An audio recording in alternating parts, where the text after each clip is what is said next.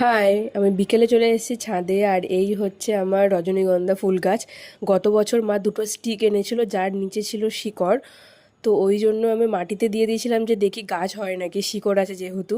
আর এই যে দেখো, দুটো গাছ থেকে কতগুলো গাছ বেরিয়েছে, নতুন অনেক বাল্ব বেরিয়েছে।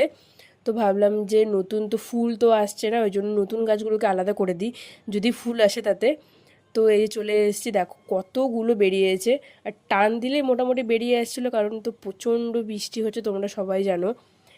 কিন্তু বেশ কয়েকটা ছিঁড়েও যাচ্ছিলো, ওগুলো এখনও বালগুলো মোটা হয়নি। তো আমি তো বুঝতে পারিনি যে কোনগুলো ছিঁড়বে কি কোনগুলো উঠে আসবে। তো যাই হোক, বেশ কয়েকটা ছিঁড়ে গেছে, ওটাতে মন তো খারাপ হচ্ছিলো। আর এই যে দেখো, সব গাছগুলো তোলা পরে এই হচ্ছে মেন যে দুটো গাছ। আর একটা আমি তুলতে পারিনি, তো একটা ওর সাথেই রয়েছে। তো ভাবলাম যে ওটা থাক, ওটা ওর সাথেই বড় হোক। আর এই যে দেখো, পুরো মাটি ভর্তি। তো ভাবলাম যে এই জলটা থেকেই পুরো ধুয়ে নিই। আর ধোয়ার পর একদম পুরো সাদা হয়ে গেছে, দেখো পরিষ্কার। অনেকগুলো গাছ যেহেতু পেয়েছি, ওই জন্য আমি দিয়ে দিয়েছি অনেকগুলোই। আর আমার কাছে কিছুটা রেখেছি, সেইগুলোকে মাটিতে দিয়ে দিয়েছি ওগুলো বড় হওয়ার জন্য।